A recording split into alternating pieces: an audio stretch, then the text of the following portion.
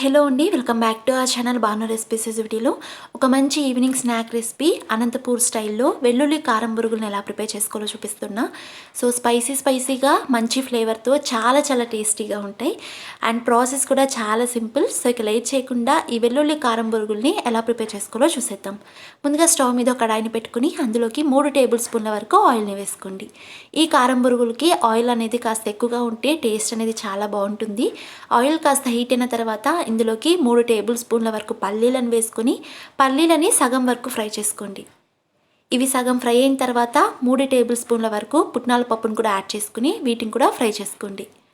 ఈ పల్లీలు పుట్నాల పప్పు బాగా ఫ్రై అయిన తర్వాత ఆయిల్ ఏం లేకుండా వీటిని ఒక ప్లేట్లో తీసేసుకుని పక్కన ఉంచుకోండి. తర్వాత అదే ఆయిల్లోకి 15 నుంచి 20 వరకు వెల్లుల్లిని పొట్టుతో సహా కాస్త దంచుకుని యాడ్ చేసుకోండి. అలాగే 3-4 ఎండుమిర్చి, గుప్పెడు కరివేపాకును వేసుకుని ఫ్రై చేసుకోండి. ఇవి ఫ్రై చేసుకునేటప్పుడే ఇందులోకి 1/2 టీ స్పూన్ వరకు పసుపును కూడా యాడ్ చేసుకుని పచ్చివాసన పోయే వరకు ఫ్రై చేసుకోండి. ఇప్పుడు స్టవ్ని లో ఫ్లేమ్లో ఉంచుకొని ఇందులోకి మీ టేస్ట్కి తగినట్టు కారం యాడ్ చేసుకోండి. ఇక్కడైతే నేను 1 టేబుల్ స్పూన్ వరకు కారం యాడ్ చేస్తున్నా. అలానే మీ రుచికి సరిపడా ఉప్పును యాడ్ చేసుకోండి.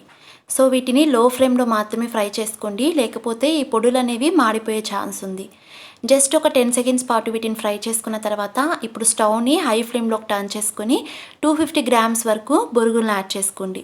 బొరుగులు వేసిన తర్వాత హై ఫ్లేమ్లోనే ఈ బొరుగులకి ఉప్పు కారం బాగా పట్టేలా మిక్స్ చేసుకోవాలి. ఇక నేను తీసుకున్న బొరుగులు ఆల్రెడీ క్రిస్పీగా ఉన్నాయి కాబట్టి డైరెక్ట్గా వేసి మిక్స్ చేసేస్తున్నా. ఒకవేళ మీరు తీసుకున్నవి అంత క్రిస్పీగా లేకపోతే ఫస్ట్ వీటిని పెను మీద ఫ్రై చేసుకుని క్రిస్పీగా అయిన తర్వాత ఇందులోకి యాడ్ చేసుకుని మిక్స్ చేసుకోండి.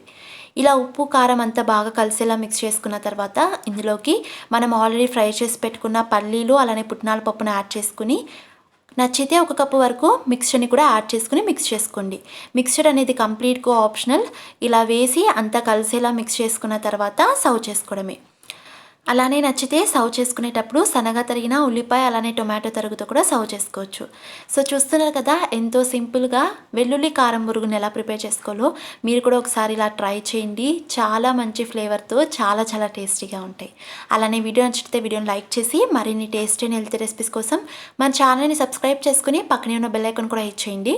సో నేను పోస్ట్ చేసే ప్రతి వీడియోకి నోటిఫికేషన్ వస్తుంది. And thanks for watching.